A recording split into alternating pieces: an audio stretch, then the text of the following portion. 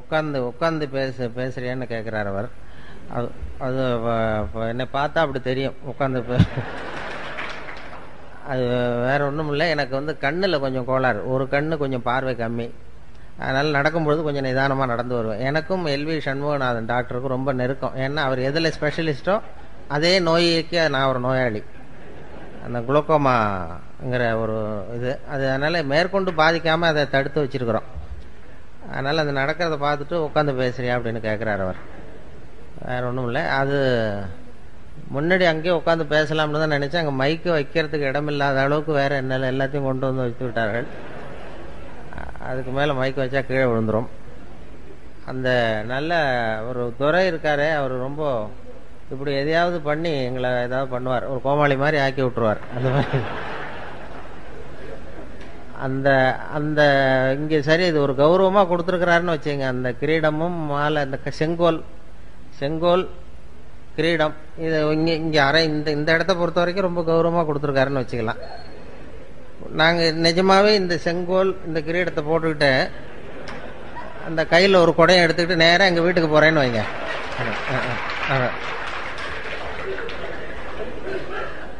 அங்கே மரியாதை கிடைக்குமா? இப்போ இங்கே மரியாதையை கொடுக்குற அந்த செங்கோலும் இதுவும் அங்கே போனால் மரியாதையை குறைச்சிரும்.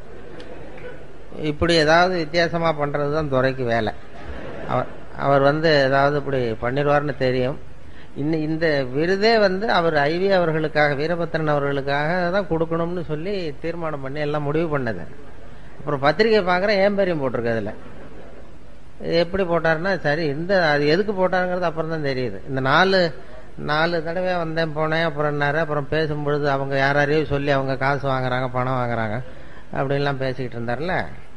நான் இது வரைக்கும் அவர் நான் இது வரைக்கும் என்னுடைய சொந்த செலவில் தான் போயிட்டுருக்கேன், காசுலாம் வாங்குறதில்ல. அது இப்படி அதுக்கு பதிலாக தான் இதெல்லாம் கொடுத்துட்டார். பணத்தை விட இது கொஞ்சம் சீப்பு. இப்போ பேசுகிறவங்களுக்கு பணம் கொடுக்குறதுன்னா அதை விட இதுக்கு கரையம்லாம் போட்டிங்கன்னா சீப்பாக முடியும். அதேமாதிரி ஒரு பட்டம் கொடுக்குறதும் அதை விட சுலபம். அதனால் மனிதநேய மாமணின்னு அது அவ்வளோ சுலபமாக கொடுத்துட்டார். அதனால இப்போ இது மூலமா சுத்தமா காசு இல்லைங்கிறத மறைமுகமா சொல்லிட்டாரு.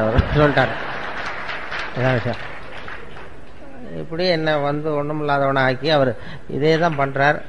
எல்லாம் இது மட்டும் இல்லை, மற்ற கூட்டங்கள்லயும் ஏதாவது பேசணும்னா தஞ்சாவூருக்கு வந்திருந்தாரு. அங்க முக்கியமானவங்கலாம் வந்திருந்தாங்க. அங்க உள்ளவங்கள்ட்டையும் இவர் பணமே வாங்க மாட்டார் சார், காசு வாங்க மாட்டார் சார். அவர் மேடையில் ஏறி கொடுத்தாலும் வாங்க மாட்டார், நீங்க கொடுத்தாலும் வாங்க மாட்டாருன்னு பகிரங்கமா அறிவிச்சிட்டார். உண்மை என்னன்னா, நான் கேட்டாலும் அவர் கொடுக்க மாட்டாருங்கிறது தான் உண்மை. அது சும்மா நான் ஒரு தொழில்முறை பேச்சாளர் கிடையாது, வெளியில போய் விதவிதமா பேசுறதும் கிடையாது, அது மாதிரி பழக்கம் இல்லை. சும்மா ஏதோ கொஞ்சம் வேடிக்கை ஏதாவது சில ஜோக்கெல்லாம் சொல்றது வழக்கம். வேற ஒரு குறிப்பிட்ட தலைப்புல பேசிலாம் பழக்கம் இல்லை. இப்போ ஒரு மற்ற பேச்சாளர்கள் மாதிரி அவங்கெல்லாம் ஒரு தொகை கேட்கறாங்கன்னா அந்த தகுதி அவங்களுக்கு இருக்கு, நீங்க எதை பத்தி வேணாலும் பேச முடியும். இனிமே என்னுடைய வாழ்நாள் பூரா பொன்னாடை தேவைப்படாதுன்னு நினைக்கிறேன். அந்த அளவுக்கு கொடுத்துட்டாங்க. பொதுவா பொன்னாடை எங்கேயும் அதிகமா நான் அதிக கூட்டத்துக்கு போகாததுனால எனக்கு பொன்னாடைகள்லாம் யாரும் போத்துறது இல்லை. எதுவும் வேணாங்கிறது பொன்னாடையும் வேண்டான்னு விட்டுருவாங்க. அது மாதிரி பண்ணிடுறது. அந்த இருந்தாலும் இது ஒரு அன்பு. ஈரோட்டுக்கு அந்த இது மாதிரி பொன்னாடை கொடை இதெல்லாம் நிறைய கிடைக்குது. இவர் இந்த கொடை நண்பர் இது முதல் தடவை இல்லை, இது 3வது கொடையோ 4வது கொடையோ தெரியல, எனக்கு கொடுத்துருக்கிறார். 4வது கொடை கொடுத்துருக்கிறார். அதனால எங்க வீட்டுல அப்படியே வீட்டுக்கு வந்தீங்கன்னா கொடையா தொங்கும். இதெல்லாம் அதான் அன்பை வெளிப்படுத்துகிறதுக்காக அப்படி செய்யறாங்க. அது எங்களுக்கு என்ன சங்கடம்னா, இதையெல்லாம் இனிமே தூக்கிட்டு ரயில்ல போய் சேரணும் பாருங்க, அது கஷ்டம். அதனால உங்கள்கிட்ட நான் ஈரோட்டுல உங்ககிட்டையும் நகைச்சுவை மன்றத்துக்கிட்டையும் நாங்க வர்றது வெறும் அன்பை மட்டும்தான் எதிர்பார்த்துக்கிட்டு வரோம். வேற இது மாதிரி சுமைகளை எதிர்பார்த்துக்கிட்டு வரல. இப்ப என்னாச்சுன்னா, நாங்க சும்மா வர்றதுக்கு அதுக்கு இதுக்கெல்லாம் ஒரு விலை போட்டு கொடுத்தது மாதிரி ஆயிட்டுது. அதுக்கு ஒரு வேல்யூ மாதிரி இது. அதனால எதுவுமே தர வேண்டாம். 5வது தடவை என்ன கூப்பிடுற அபிப்பிராயம் இருந்தா அவர் எங்களுக்காக எதையுமே செய்ய வேண்டாம். சாப்பாடு கூட போட வேண்டாம், நாங்களே அப்படி வளரும். அவங்க வீட்டில் போய் அவர் என்ன பண்ணுவாருன்னா, ரொம்ப துறையை பற்றி உங்களுக்கு தெரியும், ரொம்ப கஷ்டப்படுறாரு இதை நடத்தணுங்கிறதுக்காக.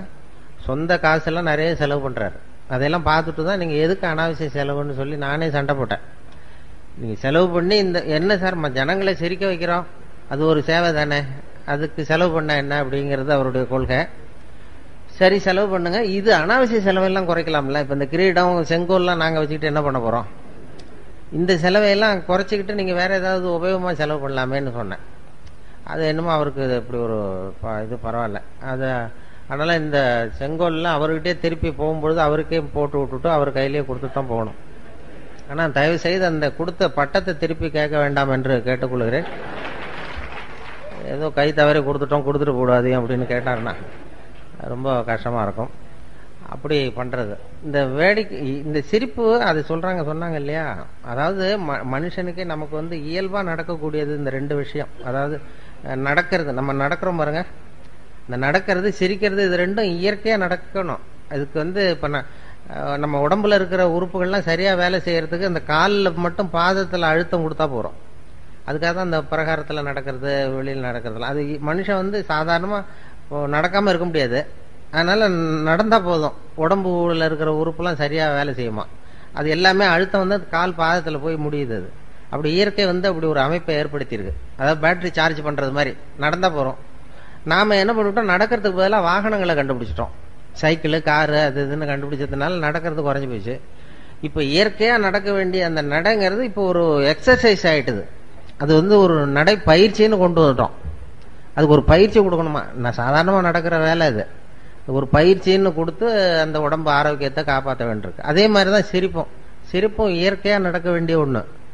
அதுக்கு இப்ப நகைச்சுவை மன்றம்னு ஒண்ணு ஏற்படுத்தி சிரிப்பை உண்டு பண்ணி உங்களுக்கு இதெல்லாம் பண்ணிக்கிட்டு வேடிக்கை காட்டி ஏதாவது பண்ண வேண்டியிருக்கு.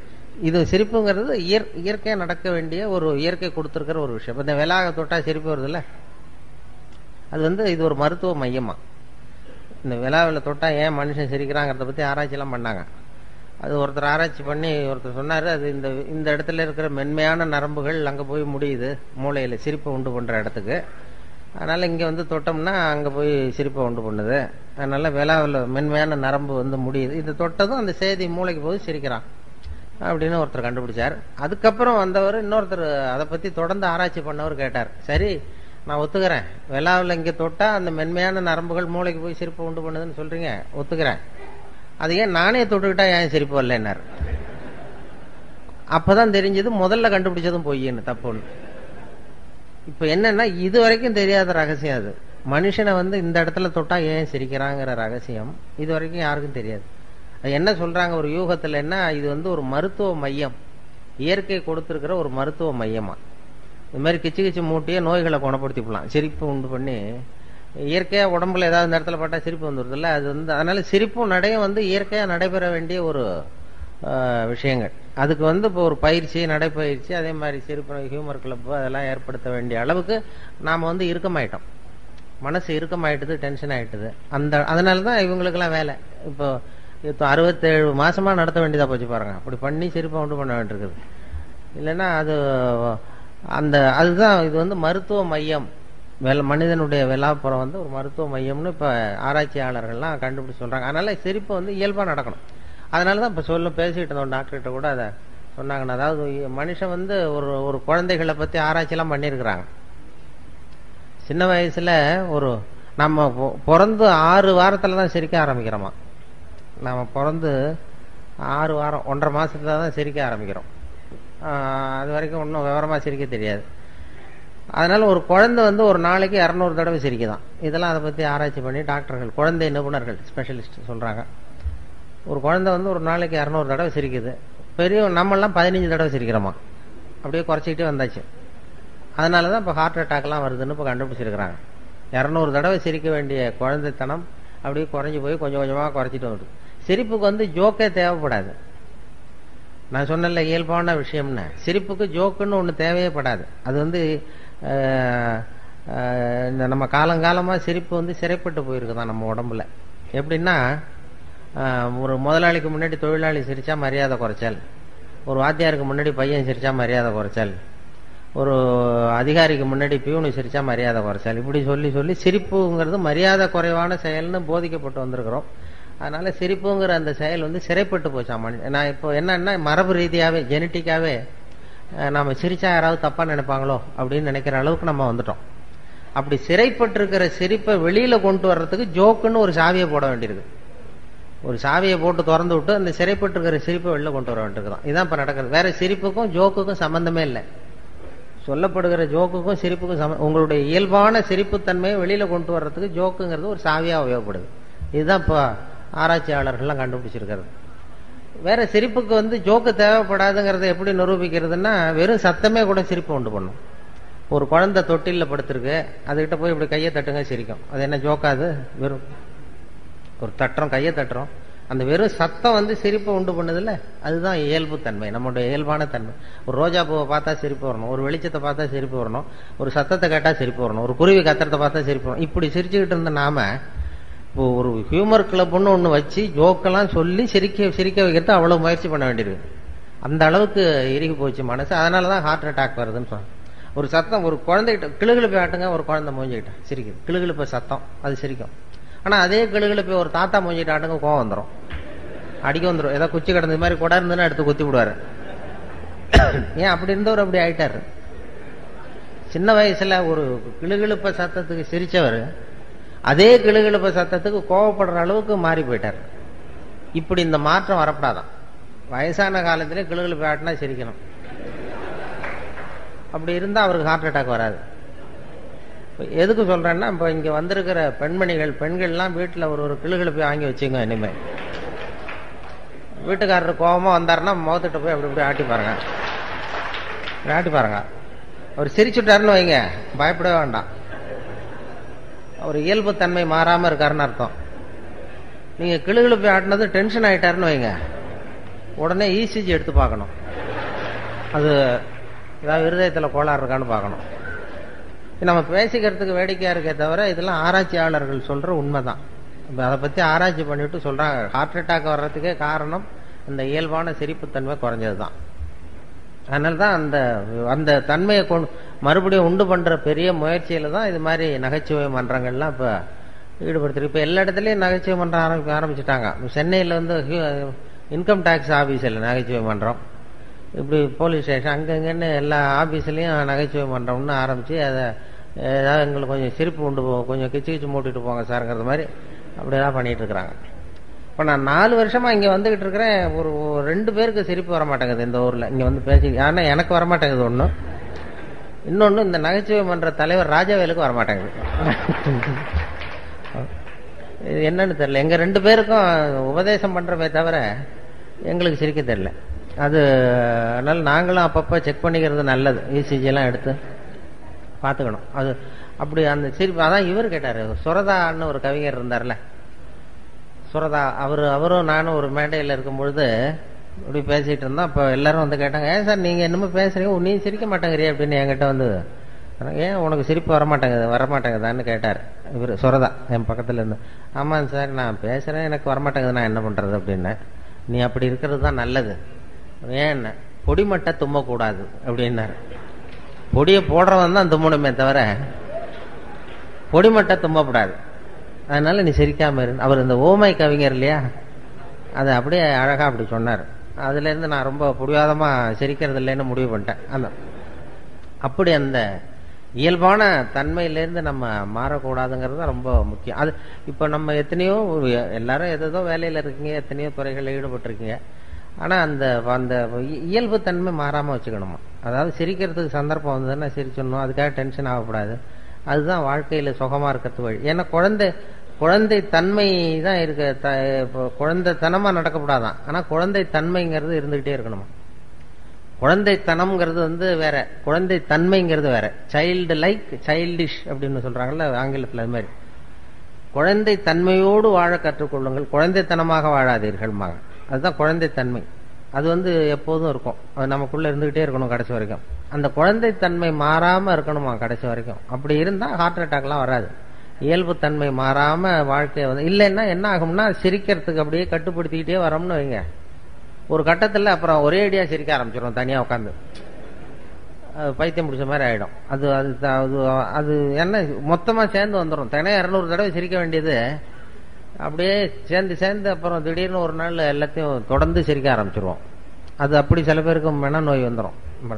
அது சொல்லுவாங்க மனநோய் இதை பத்தி. ஏன்னா அந்த இந்த உலகத்துல அப்படிதான் இருப்பாங்களாம். அதாவது ஒரு ஒரு இதே சொல்லுவாங்க, சித்த சுவாதீனத்துடன் கூடிய பைத்திய தன்மையுடன் வாழ கற்றுக்கொள்ளுங்கள் அப்படின்னு ஒரு உபதேசம் இந்த நூற்றாண்டுல. ஏன்னா ஒரு 400 வருஷத்துக்கு முன்னாடி நம்ம எவ்வளவு சுமையோட இருந்தோமோ டென்ஷனோட அது 40 பங்கு இப்ப அதிகமாயிருக்குதான். 400 வருஷத்துக்கு முன்னாடி நான் மனசு இறுக்கமாயிட்டுது, டென்ஷன். என்ன காரணம்னா புது புது அறிவியல் கண்டுபிடிப்புகள் புதுசா கண்டுபிடிக்கிறோம்ல, அது அதுல சௌகரியமும் இருக்கு அசௌகரியமும் இருக்கு. இப்ப இந்த மைக்குன்னு ஒண்ணு கண்டுபிடிச்சதுக்கு அப்புறம் தான் பவர் கட்டுன்னா டென்ஷன் ஆகிறோம். இது நின்று போடும் உடனே டென்ஷன். லைட்டு நின்று போச்சுன்னா டென்ஷன் ஆயிரும். மின்சாரம்னு ஒண்ணு கண்டுபிடிச்சதுனால தானே. மின்சாரம்னு ஒண்ணு கண்டுபிடிக்கலன்னா பவர் கட்டுனா என்னன்னு தெரியாது நமக்கு. அது மாதிரி புதுசா ஒரு பொருளை கண்டுபிடிக்கும் பொழுது அதனுடைய இது ரொம்ப இதாயிடும். இப்ப அதனால அந்த இறுக்கத்தை குறைக்கிறதுக்கு சித்த சுவாதீனத்துடன் கூடிய பைத்தியத்தன்மையுடன் வாழ கற்றுக்கொள்ளுங்கள் அப்படின்னு ஒரு உபதேசம் சொல்லுவோம். அது என்ன சித்த சுவாதீனத்துடன் கூடிய பைத்தியத்தன்மை அப்படின்னா, பைத்தியம்னாவே சித்த சுவாதீனம் இல்லாம போறதுதான். சித்த சுவாதீனத்துடன் கூடிய பைத்தியத்தன்மைன்னா, இப்ப நீங்க உங்க வீட்டுக்காரர்கிட்டயோ வீட்டுக்காரம்மாட்டி யாரை கேட்குறீங்க, 8ஐயும் 3ஐயும் பெருக்குனா என்ன அப்படின்னு கேட்குறீங்க. அவர் 23ன்னு சொல்லிடுறாருன்னு வைங்க. உங்க வீட்டுக்காரரை கேள்வி கேட்குறீங்க, 8ஐயும் 3ஐயும் பெருக்குனா என்ன, 23ன்னு சொல்றாரு. 24ன்னு சொல்லணும், 23 சொல்றாரு. உடனே நீங்க அவர்கிட்ட சண்டைக்கு போகக்கூடாது. பரவாயில்ல, எங்க வாத்தியார் 24ன்னு சொல்லி கொடுத்துருக்காரு, உங்க வாத்தியார் 23ன்னு சொல்லி கொடுத்துருப்பாரு போல் இருக்கு. ஒண்ணுதானே வித்தியாசம். அதுவும் வாய்ப்பாட்டிலேயே எத்தனையோ எடிஷன் இருக்கு இல்லையா, பரவாயில்ல அப்படின்னு போகணுமா. இதுதான் சித்த சுவாதீனத்துடன் கூடிய பைத்தியத்தன்மை. 24 தான் சரிங்கிறது சித்த சுவாதீனம். 23ன்னு சொல்றாரு, அதை ஒத்துக்கிறோம் பாருங்க, அதான் பைத்தியத்தன்மை. அந்த மனோபாவம் குடும்பத்திலையும் சரி அலுவலகத்திலையும் சரி வெளி உலகத்திலையும் இருந்ததுன்னா டென்ஷன் வராது, இருதய பாதிப்பு வராது. இப்போ அதாவது ஒரு பேங்க் உத்தியோகத்துக்கு ஒருத்தன் போனான், ஒரு பேங்க்ல வேலை பார்க்கறதுக்கு ஒருத்தன் அப்ளை பண்ணா, இன்டர்வியூக்கு கூப்பிட்டாங்க. இன்டர்வியூ கூப்பிட்டதான் அவங்க கேள்வி கேட்டாங்க, 8ஐயும் 3ஐயும் பெருக்குனா என்னடான்னு. இவன் 23ன்னு சொல்லிட்டான், வாய் தவறி சொல்லிவிட்டான். பேங்க்ல உத்தியோகம், இன்டர்வியூ போகல சொல்லணும்ல கரெக்டா, 23ன்னு சொல்லிட்டான். வெளில வரும்போது யோசிச்சான், ஆகா இது ஒரு சின்ன கணக்கு, 8 × 3 8ஐயும் 3ஐயும் பெருக்குனா என்னன்னு கேட்டாங்க, நம்ம 24 பதிலாக 23ன்னு சொல்லிவிட்டோம் வாய் தவறி. நிச்சயமா நமக்கு இந்த பேங்க்ல வேலை கிடைக்காது. ஏன்னா பேங்க் உத்தியோகத்துல இது கூட தெரியலன்னா எப்படி பேங்க்ல வேலை கொடுப்பாங்க, நமக்கு கிடைக்காது அப்படின்ட்டு போயிட்டான். ஏதோ உளறிட்டோம்னு போனா ஒரு 10 நாள்ல அப்பாயின்மெண்ட் ஆர்டர் வந்துட்டுது அவனுக்கு, வேலையில சேர்ந்துக்கிடான்னு. அப்ப நினைச்சானா, சரி நம்ம பதில் சொன்னதை அவரும் சரியா கவனிக்கல போல இருக்கு, இந்த கேள்வி கேட்டவரும். இது அவர்கிட்ட இப்போ நம்ம சொல்லக்கூடாது உண்மையா, நம்ம நேராக போய் வேலையில சேர்ந்துக்குவோம். வேலை பர்மனன்ட் ஆனதுக்கு அப்புறம் அவர்கிட்ட உண்மையை சொல்லுவோம், அதான் சரி அப்படின்னு சொல்லி நேராக வேலையை போய் சேர்ந்துட்டான். சேர்ந்துட்டு பேசாம கம்முன்னு இருந்தான். வேலை நிரந்தரமாச்சு, நிரந்தரமா நியமன உத்தரவு கொடுத்தாங்க. அதுக்கப்புறம் அந்த மேனேஜர்கிட்ட போய் உட்காந்தான். சார், அன்னைக்கு இன்டர்வியூக்கு வந்தப்ப என்ன ஒரு கேள்வி கேட்டீங்க, 8ஐயும் 3ஐயும் பெருக்குனா என்னன்னு கேட்டீங்க, நான் வாய் தவறி 23ன்னு சொல்லிட்டேன், நீங்க அது சரியா கவனிக்கல, எனக்கே வேலை கொடுத்துட்டீங்க சார், ரொம்ப தேங்க்ஸ் அப்படின்றான். இனிமே ஒன்றும் பண்ண முடியாதுல்ல. அதனால அப்போ அவர் சொன்னாரா மேனேஜர், அப்படி இல்லைப்பா, நீ அன்னைக்கு இன்டர்வியூக்கு வந்தப்போ மொத்தம் 294 பேர் வந்தாங்க இன்டர்வியூக்கு அன்னைக்கு. நான் அந்த 294 பேர்கிட்ட இந்த கேள்வி கேட்டேன், 8ஐயும் 3ஐயும் பெருக்குனா என்னன்னு. நீ சொன்னதுதான் நியரஸ்ட் கரெக்ட் ஆன்சர். நான் ஒன்றும் தப்பா பண்ணிப்பில்ல கொடுத்துடல, அதனால இருக்கிறதுல நீ கட்டிக்காரன் பரவாயில்ல அப்படின்னு சொல்லி நான் ஏமாந்ததான் நினைக்காதேன்னாராம். இது எதுக்குன்னா, வாழ்க்கையில வெற்றி பெற வேண்டும்னு நினைக்கிறவங்க நியரஸ்ட் கரெக்ட் ஆன்சரை தான் பார்க்கணுமா, பர்ஃபெக்ஷன் பார்க்கக்கூடாது. நியரஸ்ட் கரெக்ட் ஆன்சருங்கிறது ஒரு தத்துவம். வாழ்க்கை கலையில வெற்றி பெறணும்னு நினைக்கிறவங்க கிட்டத்தட்ட எல்லாம் சரியா இருந்தா சரிதான். இன்னைக்கு சாப்பிட்ற சாப்பாடு ஏதோ கிட்டத்தட்ட சுமாரா சாப்பிட்றாப்புல இருந்தா போதும், அது ரொம்ப பிரமாதமா இருக்கணும்னு எதிர்பார்க்கக்கூடாது. அது மாதிரி அறிவியல்ல துல்லியம் முக்கியம். சயின்ஸ் அறிவியல் விஷயங்கள்ல துல்லியம் தான் முக்கியம். அதுல நியரஸ்ட் கரெக்ட் ஆன்சர் பார்க்கக்கூடாது. சயின்ஸ்ல எல்லாம் துல்லியம் தான் முக்கியம். வாழ்க்கைங்கிற கலையில நியரஸ்ட் கரெக்ட் ஆன்சர் முக்கியம். அறிவியல் எப்படின்னா, இப்போ ஒரு ராக்கெட்டை செவ்வாய் கிரகத்துக்கு அனுப்புறோம்னு வைங்களேன், அது தவறி போய் புதன்ல இறங்கி விடுது. பரவாயில்ல, ஒன்று தானே வித்தியாசம், நியரஸ்ட் கரெக்ட் ஆன்சர்னு போடக்கூடாது. அறிவியலில் வந்து துல்லியம் முக்கியம். வாழ்க்கைங்கிற கலையில் கிட்டத்தட்ட சரியாக நீங்கள் நினைக்கிறது மாதிரி 100% நீங்கள் எதிர்பார்க்கறது மாதிரியே உங்கள் கணவரோ அல்லது மனைவியோ இருக்க முடியாது. அதை அந்த நியரஸ்ட் கரெக்ட் ஆன்சர் பார்க்குற மனோபாவம் வந்துட்டுதுன்னு வைங்க, பிரச்சனையே வராது வாழ்க்கையில். ஆனால் அது நம்ம நினைக்கிறது மாதிரியே இருக்கணும்னு எதிர்பார்க்குறோம். சுத்தமாக 100% அப்படியே இருக்கணும்னு நினைக்கிறது. அதனால தான் சண்டை சச்சரவு.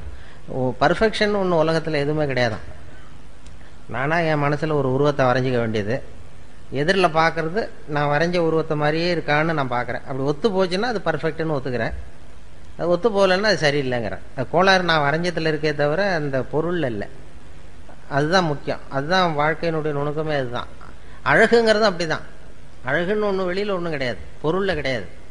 அழகாய் இருக்கிற பொருளை நீங்கள் விரும்புவதில்லை, நீங்கள் விரும்புகிற பொருள் அழகாக இருக்கிறது அப்படிங்கிறது தான் உண்மை.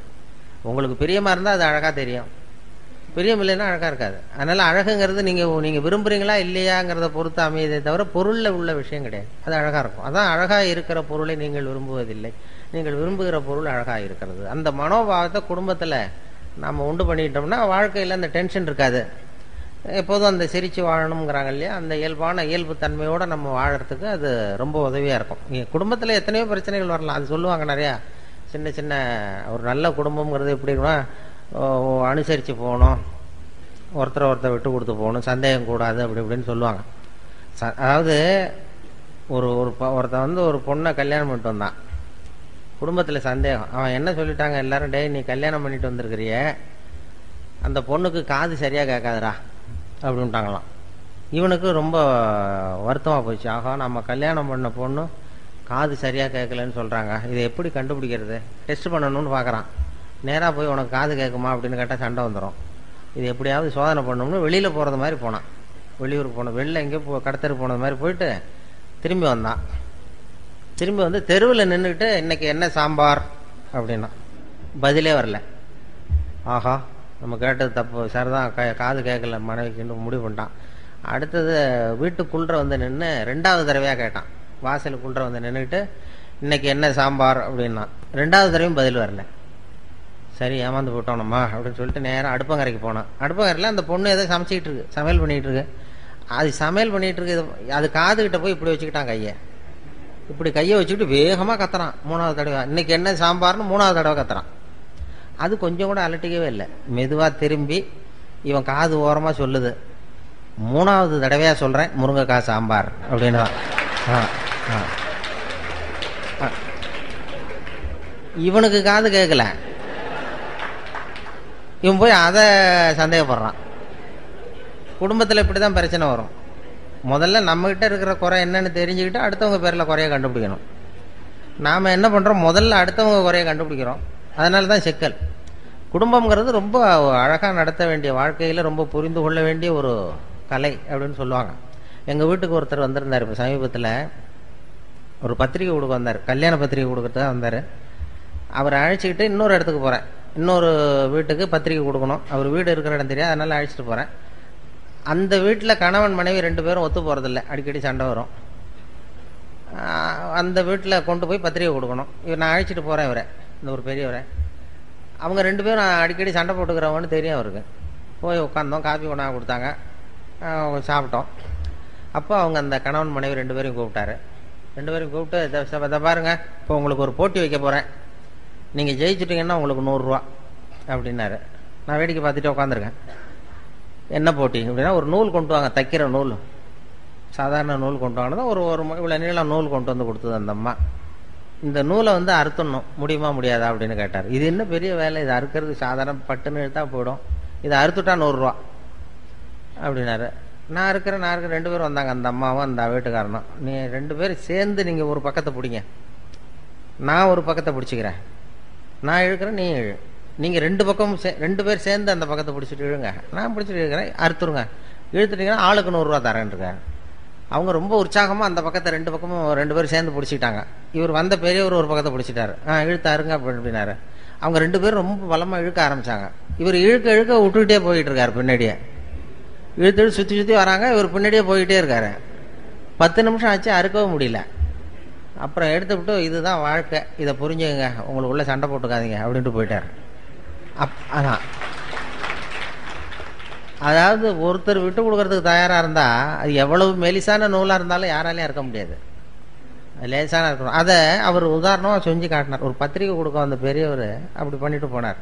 வாழ்க்கை அப்படிதான் புரிஞ்சுக்கணும். இல்லைன்னா அர்த்தமில்லாத விஷயத்துக்கெல்லாம் குடும்பத்துல சண்டை போட்டுக்கிட்டு பிரச்சனை பண்ணிட்டு இருப்போம். ஏன்னா நம்ம மனசு இருக்க சுமை வந்து வர வர அதிகமாயிடும். மற்ற வெயிட்லாம் அப்படியே இங்க ஒரு 10 கிலோ இப்போ வைக்கிறோம்னு வைங்க, இந்த 10 கிலோவை வந்து நாளைக்கு வந்து இதை எடை போட்டு பார்த்தாலும் 10 கிலோ தான், இன்னும் ஒரு மாசம் கழிச்சு எடை போட்டாலும் 10 கிலோ அப்படியே இருக்கும். ஆனா மனசுல இருக்கிற வெயிட் இருக்கு பாருங்க, அது போக போக அழுத்தம் அதிகமாயிட்டு எடை அதிகமாகிறது மாதிரி இருக்கும். அதுக்கு ஒரு உதாரணம் அதுதான் சொல்லுவாங்க. இந்த ஒருத்தர் கையை நீட்ட சொல்லி ஒரு டம்ளரை கொண்டு வந்து, ஒரு டம்ளர் தண்ணியை வந்து உன்னால தூக்க முடியுமான்னு கேட்டிருக்காரு. இது என்ன ஒரு டம்ளர் தண்ணி என்ன தூக்க முடியாது என்னால அப்படின்னா, ஒரு வெத்து பாட்டில் வச்சு இப்படி கையை நீட்ட சொன்னாரு. ஒரு டம்ளர் தண்ணியை வச்சு தண்ணியை ஊற்றினாரு. இது என்ன தூக்குறது பெரிய காரியம் அப்படின்னா, சரி அப்படியே வச்சிரு அப்படின்னாரு. ஒரு 10 நிமிஷம் ஆச்சு. சார் எப்போ தண்ணி எடுக்கலாம் கேட்க ஆரம்பிச்சான். இருறா இன்னும் ஒரு மணி நேரம் ஆகும் எடுக்கிறதுக்குன்னா, ஐயோ இப்போ முடியாது சார், நம்மளால முடியாதுன்னா. சரி இன்னைக்கு பூரா வச்சிருக்க முடியுமா ஒன்னாலன்னா, ஐயோ தாங்க முடியாது, முதல்ல இதை எடுங்க அப்படின்னா. இந்த வெயிட்டு அதே தான், வெயிட்டில் கூடல, ஆனால் அதை தாங்க முடியல பாருங்க. அதுதான் அந்த மனசு பண்ற. மனசுல வந்து ஒரு சுமை வந்து வச்சுட்டோம்னா அது வர வர அதிகமாகிறது மாதிரி ஒரு பாவனையை உண்டு பண்ணும். அப்பப்போ இறக்கி வச்சிடணும். அது மனசுல எதையும் இறக்கி வச்சுக்கிட்டு இருக்கக்கூடாது. அப்பப்போ இறக்கி வச்சுக்கோ, அந்தந்த நேரத்தில் அதை சுமக்கலாம்னு சொல்றேன். மனசை வந்து சுமக்கவே கூடாதான். குழந்தைகள்லாம் மனசை சுமக்கிறது இல்லை, அதனால தான் அது ஜாலியாக இருக்குது. 200 தடவை சிரிக்குதுன்னா அதெல்லாம் மனசை சுமக்கிறது இல்லை, நம்ம மனசை சுமந்துக்கிட்டு இருக்கிறோம். ஒரு ரயிலில் ஒருத்தர் போனார், ஒரு மூட்டையை தூக்கிட்டு ரயிலில் போய் ஏறி உட்காந்துருக்காரு. ஏறி உட்காந்ததும் ரயில் புறப்பட்டுது. இவன் தலையிலேயே மூட்டையை வச்சுட்டு உட்காந்துருக்கான். எதிர்த்தாப்பில் இருக்கிறவருக்கு சொல்லிருக்காரு, ஏன் ரயில் தான் புறப்பட்டுது, மூட்டையை இறக்கி வை, உன் ஸ்டேஷன் வந்ததும் தலையில் தூக்கி வச்சுட்டு நீ இறங்கி போகலாம், இப்போ இறக்கி வச்சுருன்னு இருக்காரு. அப்போ இவன் சொன்னானா, அதெல்லாம் வேண்டாம், என் சுமையை நான் சுமந்துக்கிறேன், என்னை மட்டும் ரயில் சுமந்தா போதும் நானும். இப்படிதான் நம்ம இப்போ பண்ணிட்டு இருக்கோமா. இப்போ அவன் பண்றத நினைக்கும் போது நமக்கு சிரிப்பு வருது இல்லை. இப்போ நாம வாழறது அப்படிதான் வாழ்ந்துகிட்டு இருக்கோமா. தேவையில்லாததையெல்லாம் சுமந்துக்கிட்டு பிரயாணம் பண்ணிட்டு இருக்கிறோம். எந்தெந்த நேரம் எதை சுமக்கணுமோ அதை சுமந்தா போதும். இறங்குற நேரத்தில் மட்டும் தூக்கி வச்சுட்டு இறங்கினா போதும். அப்பப்போ அந்தந்த சுமையை சுமந்தா போதும். எல்லாத்தையும் ஒரே நேரத்தில் சுமந்துக்க கூடாது. நம்ம ஈரோடு துறை மாதிரி போட்டு எல்லாத்தையும் போட்டு இழுத்து போட்டுக்கிட்டு இன்னைக்கு எங்களுக்கு சாப்பாட்டையும் கவனிக்கணும், அதையும் கவனிக்கணும், இதையும் கவனிக்கணும்னு போட்டுக்கிட்டு 3 நாள் ஆச்சான் அவர் தூங்கி. அப்படி இது பண்ணக்கூடாது. முதல்ல அது மாதிரி மனசு வந்து அப்படி நம்மளை ஏமாத்தும். மனசை வந்து அந்த அளவுக்கு மனசை வந்து புரிஞ்சுக்கணுமா, அதை கட்டுப்படுத்தக்கூடாது. மனசை வந்து எல்லாரும் அடக்கு, சினத்தை கோபத்தை அடக்கு, மனசை அடக்குன்னு சொல்லுவாங்க. மனம் சினம் 2 இருக்குல்ல, ரெண்டையுமே எல்லாரும் உபதேசம் பண்றது எப்படின்னா, மனசை வந்து கட்டுப்படுத்து, சினத்தை வந்து அடக்கு, கோபத்தை அடக்கு, மனசை கட்டுப்படுத்தலாம் சொல்லிட்டு இருப்பாங்க. இந்த அடக்கிறது கட்டுப்படுத்துறதெல்லாம் மற்றவங்க உபதேசம். இந்த அருள் தந்தை வேதாத்திரி மகரிஷி இருக்காருல்ல, அவர் தான் வித்தியாசமா அதை உபதேசம் பண்ணார். மனசை வந்து அடக்காத, அதை புரிஞ்சுக்கோ, அது சரியா போடும். மனதை வந்து அடக்க நினைத்தால் அலையும், அறிய நினைத்தால் அடங்கும் அப்படின்னார் வேதாத்திரி மகரிஷி. அதை வந்து புரிஞ்சுக்கிறதுக்கு முயற்சி பண்ணுமே தவிர அதை அடக்கிறதுக்கு முயற்சி பண்ணாது. அதே மாதிரி சினத்தை கோபத்தை கட்டுப்படுத்துன்னு எல்லாரும் உபதேசம் பண்ணாங்க. இவர் என்ன சொன்னாரு, சினத்தை தவிர்த்து விடு, சினம் தவிர்த்தல்னு தான் சொல்லுவாங்க. கோபம் வராத அளவுக்கு சினத்தை தவிர்க்கணுமே தவிர, இல்லைன்னா அது வர வர பெருசா போயிட்டே இருக்கும். அதுதான் வாழ்க்கையில வந்து நம்ம கத்துக்க வேண்டியது. அதுதான் குடும்பத்தில் இருக்கிறவங்களுக்கு அது மாதிரி உபதேசங்கள் நிறைய, பிரச்சனைகள் எல்லாத்துலேயும் பிரச்சனை நிறைய வந்துட்டு தான் இருக்கும். பிரச்சனை வந்து இப்போ எங்க ஆபீஸ்ல நான் ஆல் இண்டியா ரேடியோவில் வேலை பார்த்தேன். எங்கள் ஆஃபீஸில் எல்லாருக்கும் ஒரு மேஜை நாற்காலி உண்டு. அதில் மேஜையில் ஒரு கண்ணாடி போட்டிருக்கோம். கண்ணாடி ஒன்று வச்சுருப்பாங்க. அந்த வேலை செய்கிறவங்களாம் அவங்கவுங்க இஷ்ட தெய்வத்தை கண்ணாடிக்கு அடியில் வச்சுருப்பாங்க. முருகன் படம், பிள்ளையார் படம், அது ஏசுநாதர் படம், இது மாதிரி பள்ளிவாசல் எதையாவது வச்சுருப்பாங்க. அவங்கவுங்க காலையில் வந்ததும் வேலையை அதை தொட்டு கும்பிடுவாங்க. அதுக்கப்புறம் தான் வேலையை பார்க்குறது. இப்படி நடந்துக்கிட்டு இருந்தது. எனக்கு கண்ணாடி கிடையாது, அது உடஞ்சி போச்சு மேஜையில், அதனால் எதுவும் வைக்கிறதில்ல. எனக்கு பக்கத்தில் ஒரு பொண்ணு இன்னொரு சீட்டு, அது ஒரு நிகழ்ச்சி பொறுப்பாளர். எனக்கு என்ன ஒரு ஆசைன்னா, அது இஷ்ட தெய்வம் என்னன்னு கண்டுபிடிக்கணும், பார்க்கணும் அப்படின்னு ஒரு ஆசை. இருக்கிறப்ப போய் எட்டி பார்த்தா நல்லா இருக்காது. வெளியில் எழுந்திரிச்சு போகும்போது பார்க்கலான்னு அப்படி பார்த்துக்கிட்டே இருந்தேன். ஒரு தடவை எழுந்திரிச்சு வெளில போச்சு. அப்போ ஓடி போய் எட்டி பார்த்தேன். அது இஷ்ட தெய்வம் என்ன, முருகனா பிள்ளையாரா என்னன்னு பார்ப்பேன். பார்த்தா ஒரு ஆசாமி படம் இருக்குது, ஒரு மனுஷனுடைய படம். உடனே கூப்பிட்டு அந்த அம்மா வந்தது, என்ன சார் பார்க்குறீங்க, இது யாரும்மா இது இந்த படத்தை வச்சிருக்கேன் அப்படின்னா, இது என் வீட்டுக்காரரு சார். பாருங்க, வீட்டுக்காரர் படத்தை தெய்வம் வைக்க வேண்டிய இடத்துல வச்சிருக்க. இந்த நூற்றாண்டுல இப்படி ஒரு பொண்ணா அப்படின்னு சொல்லிட்டு இது மாதிரி அவர் படத்தை நீ வச்சிருக்கிறியே, உனக்கு தெரியுமா, நீ இங்க படம் வச்சிருக்கிறது உங்க வீட்டுக்காரருக்கு தெரியுமா அப்படின்னு கேட்டேன். இதெல்லாம் அவருக்கு எதுக்கு சார் தெரியணும், நம்ம மனசுல இருந்தா சார் தான் அவனு. நீ அவர் ரொம்ப கொடுத்து வச்சவருமா அவங்க வீட்டுக்காரரு, இப்படிலாம் பண்ணிட்டு இருக்க, எல்லாரும் தெய்வத்தை வச்சுட்டு இருக்கோம் அப்படின்னு சொல்லிட்டு அப்புறம் ஒரு சந்தேகம் கேட்டேன். ஏம்மா எல்லாருக்கும் வந்து வாழ்க்கையில் ஆஃபீஸில் எத்தனையோ பிரச்சனைகள் வரும், ஏதாவது பிரச்சனை வந்தால் உடனே தெய்வத்துக்கிட்ட வந்து முறையிடுறது வழக்கம். அது ரேடியோ ஸ்டேஷனில் அடிக்கடி ஏதாவது சிக்கல் நெருக்கடி வந்துக்கிட்டே இருக்கும். ஓடி வந்து இந்த இதுலேருந்து காப்பாற்று அப்படின்னு சொல்லி தெய்வத்துக்கிட்ட முறையிடுறது. பிரச்சனைகள் வந்தால் தெய்வத்தை வந்து பார்த்தா பிரச்சனை குறையுமாங்க. நீ என்ன செய்வே அப்படின்னு கேட்டேன். நானும் அப்படி தான் சார் பண்ணுவேன். இந்த ஆஃபீஸில் தலை போகிற பிரச்சனை எது வந்தாலும் நேராக ஓடி வந்து இங்கே தான் நிற்பேன். இங்கே நின்று இந்த வீட்டுக்காரர் இருக்கார், இவர் முகத்தை பார்ப்பேன். இவர் முகத்தை பார்த்துட்டு நான் மனசுக்குள்ளே நினச்சிக்குவேன், இதை விட பெரிய பிரச்சனை நமக்கு வேற என்ன வந்துட போகுது அப்படின்னு நினச்சிக்குவேன். மற்ற பிரச்சனையெல்லாம் சின்னதாக போயிடும். பாருங்க, பிரச்சனையை சமாளிக்கிறதுக்கு அப்படி ஒரு வழி இருக்கு. எதுக்கு சொல்கிறேன்னா, இப்போ ஈரோட்டில் இருக்கிற பெண்கள்லாம் இனிமேல் அந்த படம் உங்கள் வீட்டுக்காரர் படத்தை கையில் வச்சுக்கோங்க, அவருக்கும் பெருமையாக இருக்கும், ஏதோ நம்ம படத்தை வச்சிருக்கிறாரு அப்படி வச்சிருக்கிறாங்கன்னு. நீங்கள் எதுக்கு வச்சிருக்கீங்கிறது தெரியக்கூடாது அவருக்கு. ஏதாவது பெரிய பிரச்சனை வந்ததுன்னா பார்த்தீங்கன்னா மற்றதெல்லாம் சின்னதாக தெரியும். இப்படி டெக்னிக் நிறையா இருக்குது. மனசை சுமக்காம வாழ்க்கையை வந்து ரொம்ப லேசாக நடத்துறதுக்கு இதெல்லாம் வழி. அதெல்லாம் தான் இந்த ஹியூமர் கிளப்பு கற்றுக் கொடுவோம். வாழ்க்கையில் அனாவசியமாக கோவப்பட்டுக்கிட்டு சண்டை போட்டுக்கிட்டுலாம் இருக்காதிங்க அப்படின்னு சொல்லி ஹியூமர் கிளப்பினுடைய வேலை அதுதானே, சிரிக்க வைக்கிறது, வாழ்க்கையை லேசாக்கிறது. அதெல்லாம் தான். குடும்பத்தில் பேர் வைக்கிறதுல தகராறு வரும்னு ஒரு கதை சொல்லுவாங்க. ஒரு கணவன் மனைவி 2 பேருக்கும் ஒரு குழந்தை பிறந்த, ஆம்பளை பிள்ளை பிறந்தது. அந்த பிள்ளைக்கு பேர் வைக்கிறது என்னங்கிறதுல தகராறு. அவன் என்ன சொல்கிறான், எங்கள் அப்பா பேர் தான் வைக்கணுங்கிறான் அவன். இந்த அம்மா என்ன சொல்லுது, இல்லை எங்கள் அப்பா பேர் தான் வைக்கணுங்குது. காலையிலேருந்து சண்டை. அவன் அவங்க அப்பா பேரை வைக்கணுங்கிறான், இது எங்கள் அப்பா பேரை வைக்கணும். சண்டை, காலையிலேருந்து சண்டை. எழுத்து வீட்டுக்காரன் ஒருத்தானா அவன் தான். என்ன சண்டை, எழுத்து வீட்டில் ஒரே சத்தமாக இருக்கேன்ட்டு வந்தான். ஏன்டா காலையிலேருந்து பார்க்குறேன் ஒரே சத்தமாக இருக்கு, என்னடா விஷயம் அப்படின்னா, ஒன்றும் இல்லை, எங்கள் வீட்டில் பேர் வைக்கிறதுல தகராறு, இந்த பிள்ளைக்கு எங்கள் அப்பா பேரை வைக்கணுங்கிறேன், அது அவங்க அப்பா பேரை வைக்கணுங்கிறது, அதான் சண்டை போட்டுக்கிட்டு இருக்கோம் அப்படின்னா. அப்போ சொன்னானா, எழுத்து வீட்டுக்காரன்னு நான் ஒருத்தன் எதுக்கு இருக்கேன், என்கிட்ட சொல்ல வேண்டியது தானே, நான் பஞ்சாயத்து பண்ணி, இதை விட்டுவிட்டு நீங்கள் ஏன் அடிச்சுட்டு நிற்கிறீங்க, இப்போ நானாவிலே சத்தத்தை கேட்டுட்டு வர வேண்டியிருக்கு. சரி சொல்லுங்கள் உங்கள் பிரச்சனை என்னன்னா. இவன் சொன்னான், சர்ரா உங்கள் அப்பா பேர் என்ன அப்படின்னு கேட்டான் அவனை. சீனிவாசன் அப்படின்னா. சரி உங்கள் அப்பா பேர் என்னம்மா, நான் கிருஷ்ணன் அப்படின்னு இருக்காது. கொஞ்சம் யோசிச்சான், சீனிவாச கோபால கிருஷ்ணன் அப்படின்னு பேர் வைங்க, சரியா போச்சு, 2 பேர் வந்துருந்தோம் அப்படின்னு போயிட்டான்.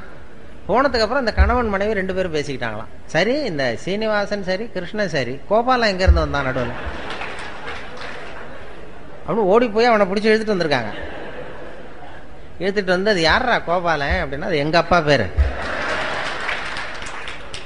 நீ அதை மட்டும் ஏன் விடுற, அதையும் சேர்த்து வச்சுட்டு போ அப்படின்றான். குடும்பத்தில் 2 பேர் கணவன் மனைவி ஒத்து போகலன்னா கோபாலன்னு ஒருத்தன் குறுக்க வருவான், அதுக்கு இடம் கொடுக்கக்கூடாது. அதான் சொல்கிறது. அது மாதிரி ஒத்து போகணும். அது மாதிரி இல்லைன்னா சண்டை, கோபாலன்னு ஒருத்தன் வருவான், அது மாதிரி பிரச்சனை வரும். வாழ்க்கைங்கிறது ஒரு பெரிய பிரயாணம், சின்ன பிரயாணம். ஒரு பஸ்ஸில் போகிறப்ப கூட எவ்வளோ அசௌகரியம், சண்டை போட்டுக்கிறோம் அப்படின்னு சொல்லுவாங்க. வாழ்க்கைங்கிறது ரொம்ப பெரிய பிரயாணம், அதில் சுகமாக இருக்கணும் பிரயாணம். வாழ்க்கைங்கிறது குடும்பத்தில் அது மாதிரி எவ்வளவோ கஷ்ட நஷ்டம் எல்லாம் இருக்குது. அனுசரித்து போகிறது, ஒருத்தர் விட்டு கொடுக்கறது, இதெல்லாம் தான் ரொம்ப முக்கியமான இது. அந்த நுணுக்கத்தை புரிஞ்சுக்கணுங்கிறது தான் இது. ஹியூமர் கிளப்புங்கிறது சும்மா ஏதோ பொழுதுபோக்காக அவங்க பண்ணுறதுங்கிறது இல்லை. இது வந்து வாழ்க்கையினுடைய இறுக்கத்தை குறைச்சி வாழ்க்கையை வந்து லேசாக்கி, வாழ்க்கை பிரயாணம்ங்கிறது ரொம்ப சுகமானது. அது வந்து ஒரு போராட்டம் கிடையாது. வாழ்க்கைங்கிறது ஒரு அனுபவிக்க வேண்டிய ஆனந்தம்.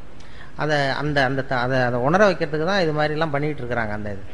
இதில் நிறைய அந்த நகைச்சுவை உணர்வுங்கிறது நம்ம எல்லாத்துலேயும் அதை பண்ணிகிட்டு இருக்கிறோம். நம்ம இப்போ அந்த ரேடியோவிலையும் அதனால தான் அது கொஞ்சம் அந்த நிகழ்ச்சி கொஞ்சம் பாப்புலர் ஆனது. எதை சொன்னாலும் கொஞ்சம் வேடிக்கையை கலந்து சொல்லிடுறது ரேடியோவில். அது அதனால் அது கொஞ்சம் எந்த விஷயத்தை சொன்னாலும் இந்த கொஞ்சம் கடுமையான விஷயத்த கூட வேடிக்கையாக சொன்னோம்னா இதாக இருக்கும். இப்போ நான் வந்து விவசாய ஒலிபரப்பு பிரிவில் இருந்தேன்.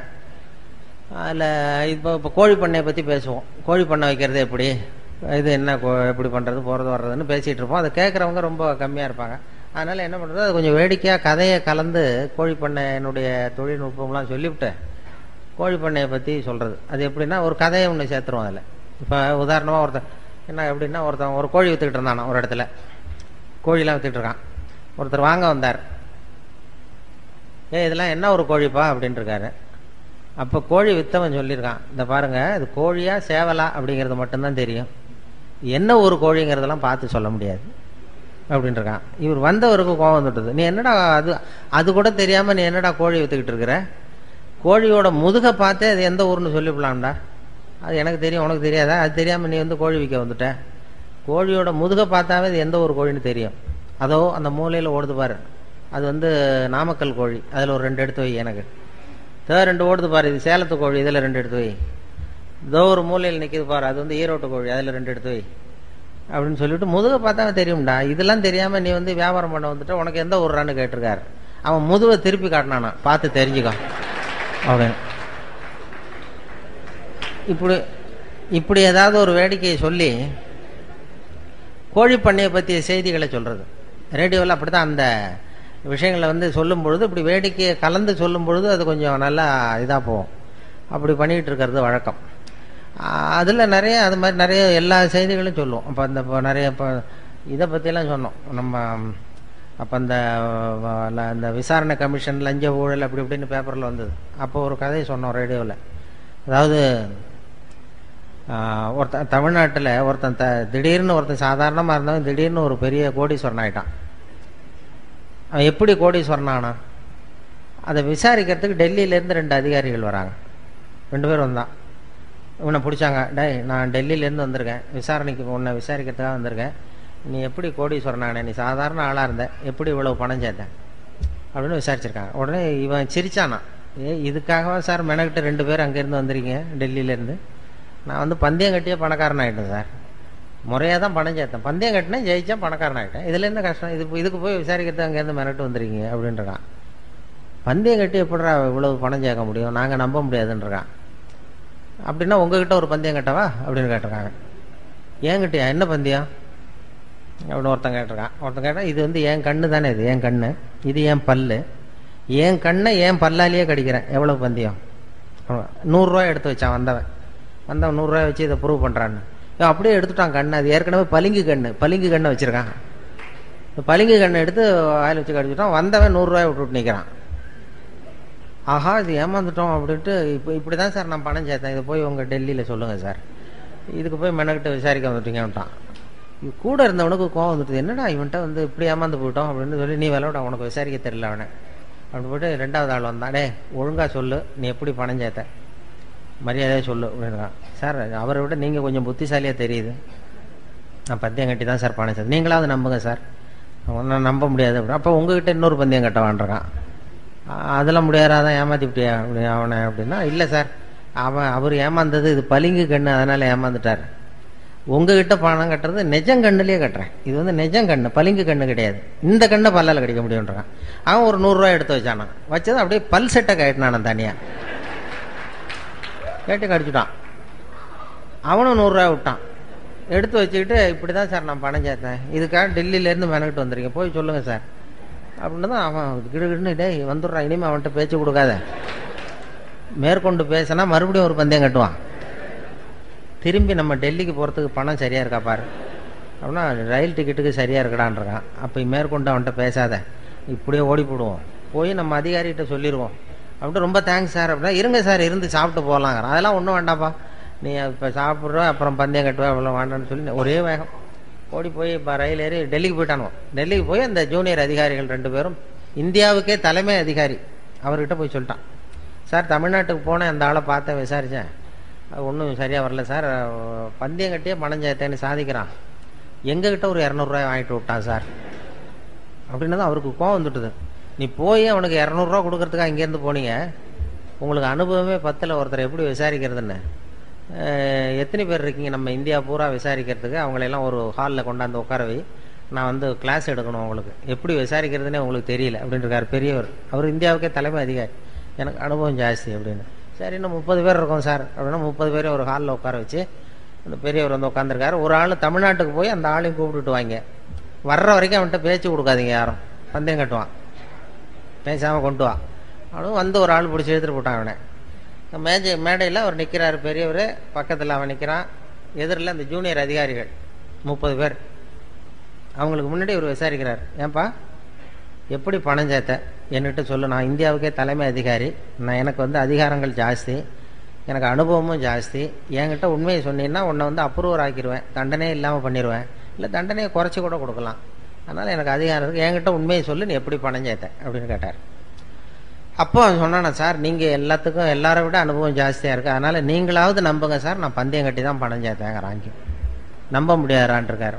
அப்போ உங்ககிட்ட ஒரு பந்தயம் கட்டவா அப்படின்றான் அங்கே தலைமை அதிகாரி. என்னடா என்னட்ட அதெல்லாம் வேண்டாம்டா, எங்கள் ஆளை ஏமாத்திப்பிட்டியா அப்படின்ட்டுருக்காரு. வேண்டாம் சார், உங்கள் ஆளை ஏமாத்தினது வேற, அது வந்து என் உடம்பை பற்றின ரகசியம், என் கண்ணு பளிங்கு கண்ணுங்கிறது அவருக்கு தெரியாது, ஏமாந்துட்டார். என் பல்லு வந்து பல் செட்டு கட்டியிருக்கேங்கிறது அவருக்கு தெரியாது, அதனால் ஏமாந்தார். இப்போ நான் உங்ககிட்ட பந்தயம் கட்டுறது உங்கள் உடம்பை பற்றின ரகசியம், என் உடம்பை பற்றி வேண்டாம் அப்படின்னா. என் உடம்புல என்னடா ரகசியம் இருக்கார் அவர். ஒன்றும் இல்லை சார், இப்போ முதுகில் உங்கள் முதுகில் இடுப்புக்கிட்ட 1 ரூபா அகலத்துக்கு கருப்பாக ஒரு மச்சம் இருக்குது, உண்டா இல்லையா அப்படின்றான். இல்லைன்னு தெரியும் அவருக்கு. இல்லைடா அப்படின்ட்டுருக்காரு. நேற்று வரைக்கும் இல்லை சார், இந்த வினாடி இருக்குது, இந்த நிமிஷம் இருக்குது, மச்சம் இருக்குது அப்படின்னா. இதை நீ நிரூபித்து காட்டுறான்னு 100 ரூபா எடுத்து வச்சார் இந்த பெரிய. இவனும் 100 ரூபா வச்சான். சட்டையை கட்டி காட்டினார், மச்சம் இல்லை, ஏமாந்துட்டான். இவன் ஏமாந்து போயிட்டான். உடனே அந்த பெரியவர் 200 ரூபா எடுத்து வச்சுக்கிட்டு, தோழர்களே இப்படி தான் விசாரிக்கணும், என்ன இருந்தாலும் எனக்கு அனுபவம் ஜாஸ்தி, இப்போ என்கிட்ட தோத்து போட்டான் பாருங்க இவன் அப்படின்னு சொல்லிட்டு இருக்காரு. அப்போ இவன் சொன்னானா, சார் நிஜமாவே இந்த பந்தயத்தில் நீங்கள் ஜெயிச்சுட்டீங்க, இந்த பந்தயத்தில் உங்களுக்கு வந்து 200 ரூபா லாபம் ஒத்துக்கிறேன், ஆனால் இதே பந்தயத்தில் எனக்கு 2900 ரூபா லாபம்ன்றான். என்னடா பண்ண அப்படின்ட்டுருக்காரு. உங்களுக்கு தெரியாமல் இந்த 30 பேர்கிட்டையும் தனித்தனியாக ஒரு பந்தயம் கட்டியிருக்கேன். என்ன பந்தயம்டா கட்டினேன்னு கேட்டிருக்காரு. அது ஒன்றும் இல்லை சார், உங்கள் எல்லாரும் முன்னாடியும் உங்கள் மேலதிகாரியை சட்டையை கேட்ட வைக்கிறேன் அதுக்கு பண்ண. அவன் கூட்டம் வந்துட்டேன் சார் அப்படின்னு தான் அவர் அசந்து போயிட்டார். உடனே சாரை கொண்டு போய் பக்கத்தில் ஒரு ரூமில் உட்கார வைங்க, இனிமேல் அவர்கிட்ட யாரும் பேசாதீங்க அப்படின்னு சொல்லிவிட்டு, அப்புறம் வந்து தோழர்களே இனிமேல் யாரும் தமிழ்நாட்டு பக்கம் விசாரிக்க போகாதீங்க, நீங்கள் போகிறதுனா மத்திய பிரதேசம் உத்தரப்பிரதேசம் இப்படி ஏதாவது ஒரு பிரதேசத்துக்கு போங்க, தமிழ்நாட்டுக்கு போய் விசாரிக்க போனால் விசாரிக்க போனவனும் பணத்தை கொடுத்துட்டு வர வேண்டியிருக்கு அப்படின்னு சொன்னார்னு சொல்லி சொன்னோம். இது பத்திரிகையில் வந்த சில முக்கியமான செய்திகளை வச்சுக்கிட்டு வேடிக்கையை கலந்து ரேடியோவில் சொன்ன ஒரு செய்தி. ரொம்ப சீரியஸாக அமலாக்க பிரிவுலாம் வந்து போய்கிட்டு இருந்த நேரத்தில் கடுமையான விஷயத்த அந்த நகைச்சுவையை கலந்து வேடிக்கையாக சொல்லும் பொழுது அது ரொம்ப சுலபமாக ரீச் ஆகிட்டுது. அதை யாரும் அப்படியே செய்தி அப்படியே ஒளிபரப்புறதுக்கு தடையாக இருக்கும். அது பெரிய சிக்கல்லாம், சட்ட சிக்கல்லாம் வரும். இந்த நகைச்சுவையை கலந்து கதையாக சொன்னதும் இதில் யாரும் சட்ட பிரச்சனையை உண்டு பண்ண முடியல. அதுதான் அந்த சிரிப்புக்கு நகைச்சுவைக்கு உள்ள மரியாதை. அது எவ்வளோ பெரிய கடுமையான விஷயமா இருந்தாலும் இப்படி வேடிக்கையாக கலந்து லேசாக சொல்லிவிடலாம். அப்படி ஒரு வேல்யூ உண்டு அதுக்கு. அதனால தான் அது மாதிரி அந்த நகைச்சுவை உணர்வை வளர்க்கணுங்கிறது தான் நகைச்சுவை மன்றத்தினுடைய நோக்கம்ங்கிறது. அதனால் இப்போ இது எப்படி முடிக்கிறதுன்னு பார்த்தேன். அதுக்கு இன்னும் அறிகுறி இது வரைக்கும் தெரியலையே அப்படின்னு பார்த்தேன். இப்போ தான் 2-3 பேர் கொட்டாய் விட ஆரம்பிச்சிருக்கீங்க. அதனால் முடிக்க வர்றது நல்லதுங்கிறது ஒரு அறிகுறி. ஏன்னா அது சொல்லுவாங்க, அந்த சகிப்புத்தன்மைக்கு ஒரு எல்லை உண்டு இல்லையா. சகிப்புத்தன்மைன்னு ஒன்று இருக்குது. சர்வதேச சகிப்புத்தன்மை ஆண்டுன்னு ஒன்று கொண்டாடினாங்க. சகிப்புத்தன்மை, அதுக்கு ஒரு கதை சொல்கிறது உண்டு. ஒரு டாக்டர் இது மாதிரி இருந்தால், டாக்டருக்கு ரூமுக்கு வெளியில் வரிசையாக பெஞ்சு போட்டிருந்தான். 40 பேர் உட்காந்துருக்கான் டாக்டரை பார்க்கறதுக்கு. 40 பேர் சட்டையை கட்டி சுருட்டி வச்சுருக்கான் பக்கத்தில், மேல் சட்டையை. 40 பேர் வாயிலே 40 தெர்மாமீட்டர் இருக்குது. தெர்மாமீட்டரை வாயில் வச்சுட்டு அப்படியே உட்காந்துருக்கான் எல்லாரும், 40 பேரும் யூனிஃபார்மாக. அப்போ ஒருத்தன் விரல் ஆணி அடிச்சிருக்கான், இதில் காலண்டர் மாட்டுறதுக்கு விரலில் சுத்தியல் பட்டு போச்சு, நசுங்கி போச்சு. உடனே வந்து, சிஸ்டர் இந்த விரலில் ஏதாவது மருந்து வைங்கன்றிருக்கான். மருந்து அது நீ சட்டை கேட்டு அப்படின்ட்டுருக்க அந்த அம்மா. இல்லை இது விரல் தானேன்றிருக்கான். இல்லை எல்லாரையும் பாரு. எல்லாம் சட்டையை கட்டிட்டு உட்காந்துருக்கு. சரி உட்கார் அப்படின்னு சட்டையை கேட்டினா. உட்காந்தான். வாயை அப்படின்னு திறந்தது தெர்மாமீட்டர் வச்சுட்டு ஓடி போச்சு. இவன் விரலை பார்த்துக்கிட்டே தெர்மாமீட்டர் வாயில் வச்சுட்டு யோசிக்கிறான், இது எதுக்கு தெர்மாமீட்டர் வச்சு பார்க்குறாங்க. சரி இது எல்லாரும் அவனுக்கும் விரல் நசுங்கியிருக்கான்னு பார்க்குறான். எட்டி பார்த்தா அவன் விரல்லாம் நல்லா இருக்கு. சரி எப்படிறான்னு கேட்கலாம்னு பார்த்தா வாயை திறக்க முடியல அவனுக்கு. இவனுக்கு முன்னாடி 40வது ஆள் இருக்கான், அவனும் வாயை திறக்கணும்னு பார்க்குறான், முடியல. இந்த 40 பேரும் வரிசையாக 40 கதையோட உட்காந்துருக்கான். சட்டையை கட்டி வச்சிருக்கான். பலூன் மாதிரி உப்பிருக்கு, கண்ணு செவந்திருக்கு, பலூன் மாதிரி வாய் உப்பிருக்கு, பேச முடியல. என்ன பண்ணுறதுன்னு அப்படியே சகிச்சுக்கிட்டு உட்காந்துருக்கான். ஒரு 15 நிமிஷம் கழித்து அந்த நர்ஸு ஓடி வந்தது. நர்ஸு ஓடி வந்து எல்லா தெர்மாமீட்டரும் எடுத்துக்கிட்டு அவங்கவுங்க பேர் எல்லாத்தையும் குறிச்சிக்கிட்டு அப்படியே போய் அப்புறம் போய் டாக்டர் ரூமுக்கு ஓடி போச்சு. அதுக்கப்புறம் இவன் ஆரம்பித்தான். இந்த 41வது ஆள் உலகம் ரொம்ப கெட்டு போச்சுப்பா, எதுக்கு தெர்மாமீட்டர் வச்சு பார்க்கறதுன்னு ஒரு விவசாயம் இல்லாமல் போச்சு. விரலை நசுக்கிட்டு வந்திருக்கிறேன், இதுக்கெல்லாம் தெர்மாமீட்டர் வச்சு பார்க்குறாங்க. ரொம்ப அக்கிரமம், அநியாயம், இதுக்கெல்லாமா சட்டையை கேட்டு சொல்கிறேன், நான் விட போகிறதில்ல, இது உண்டு இல்லைன்னு பார்க்க போகிறேன்னு கத்துறான். அப்போ இந்த 40வது ஆள் சொன்னான் பொறுமையாக, இந்த பாருப்பா, இது சர்வதேச சகிப்புத்தன்மை ஆண்டு, சகிப்புத்தன்மை இந்த இடத்துல தான் நீ கற்றுக்கணும். இது மாதிரிலாம் ஒரு அசட்டுத்தனமாக இது மாதிரிலாம் துள்ளாத, கொஞ்ச நேரம் மரியாதையாக வாழை சுட்டிட்டு உட்கார், இப்படிலாம் கத்தாத அப்படின்றான் நம்ம 40வது ஆள். அப்படி சொன்னதும் இவனுக்கு இன்னும் கோவம் வந்துட்டுது. நீ எனக்கு இவ்வளவு புத்தி சொல்றியடா, நீ எதுக்கடா வந்தேன்னு கேட்டிருக்கான். நான் தபால் கொடுக்க வந்தவையா?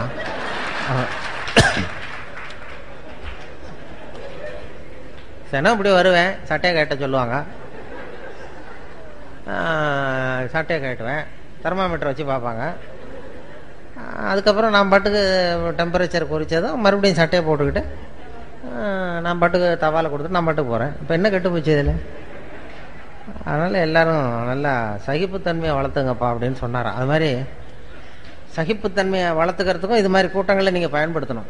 அது மாதிரி ஒரு நல்ல ஒரு எவ்வளோ நேரம் பேசினாலும் இப்படி பொறுமையாக உட்காந்துருக்கிறதுங்கிறதே ஒரு பெரிய சகிப்புத்தன்மை தானே.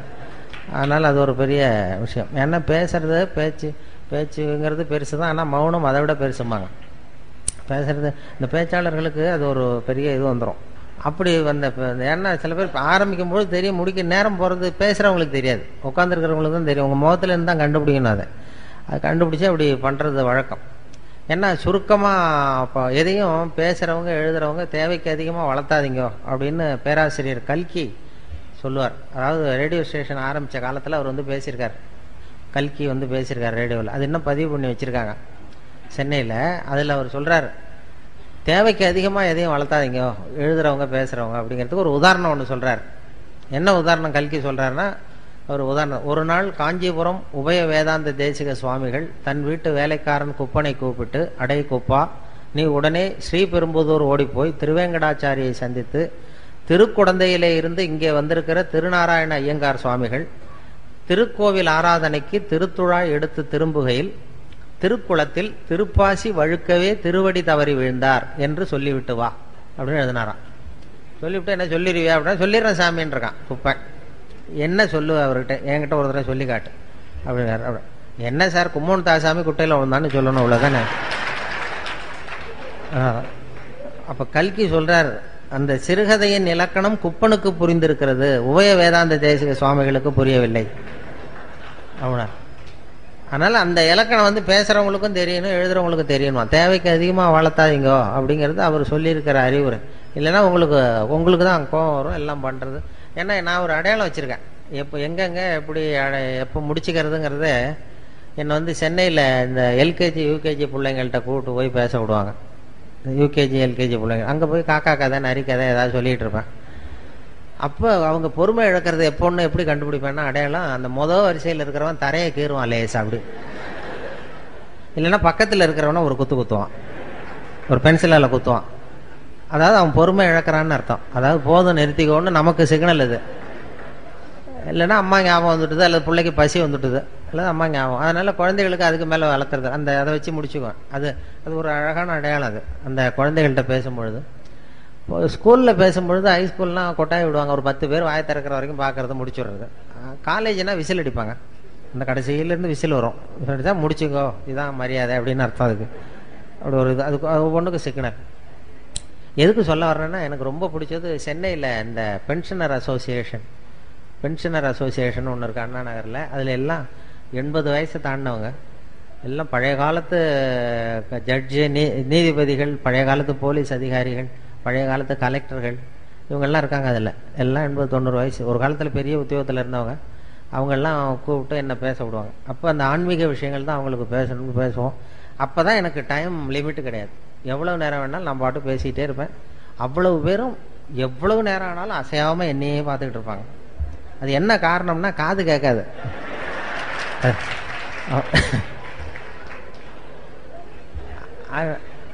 நான் ஏதோ அவங்க ரொம்ப பிரியமாக கேட்குறாங்க போல் இருக்குன்னு பேசிகிட்டு இருக்கிறது. பேசி முடிச்சுட்டு இறங்கி போய் அந்த ஒரு பழைய கலெக்டருக்கு பக்கத்தில் உட்காருவேன். அவர் மெதுவாக தலையை மட்டும் திருப்புவார். திருப்பி முடிச்சுட்டிங்க போல் இருக்கு அப்படிவார். எப்படி சார் கண்டுபிடிச்சிங்க அப்படின்னா, தான் இறங்கி வந்தீங்கல்ல கீழே அப்படிவார். அப்புறம் நானே அவங்கள கேட்டேன், ஏன் சார் உங்களுக்கு தான் புரியல, அப்புறம் எதுக்கு என்னை திருப்பி திருப்பி கூப்பிடுறீங்க? அவ்வளோ இல்லை, கொஞ்சம் கொஞ்சமாக புரிஞ்சுக்கலாம் இல்லையா? அப்படிதான் ஒரு துறையும் என்னை கூப்பிடுறது அப்படிதான் போல இருக்கு. ஏதோ 4 தடவை 5 தடவை அவர் பாட்டு கூப்பிட்டு இந்த ஏதாவது பட்டத்தை கொடுத்து எதையாவது கொடுத்து இதான் உனக்கு இந்த தடவை அப்படின்னு சொல்லி அனுப்பிச்சிடுறாரு. அப்படி பண்ணுறது ஏன்னா இது மாதிரி பேசிக்கிட்டு இருக்கிறப்பயே ஒரு கூட்டத்தில் வரிசையில் இருந்தவர் என்னத்தையோ சிப் பேக் எடுத்து என்னத்தையோ எடுத்தா ரிவால்வர். பேசுகிறவர் அப்படியே நிறுத்திவிட்டார். ஏன் சார் போதும்னா நிறுத்திட்டு போகிறேன், இதுக்கே துப்பாக்கிலாம் காட்டி பயமுறுத்துறீங்கன்னு இருக்கார். இப்போ அவர் சொன்னார், எழுந்திரிச்சு, ஐயோ துப்பாக்கியை காட்டு பயப்படாதீங்க சார், துப்பாக்கியை பார்த்துட்டு நீங்கள் எவ்வளோ நேரம் வேணாலும் பேசுங்க சார், இது வந்து உங்களை சுடுறதுக்கு இல்லை, உங்களை இங்கே அழைச்சி வந்தவரை சுடுறதுக்கு அப்படின்னாராம். அப்படி பார்த்தா என்னை அழைச்சிட்டு வந்தவர் அவர் துரை தான். துரை வந்து ரொம்ப சௌக்கியமாக இருந்தால் தான் ரொம்ப காலத்துக்கு இந்த நகைச்சுவை மன்றம் நடக்கும். அதனால் அவருடைய சௌக்கியமும் முக்கியம்.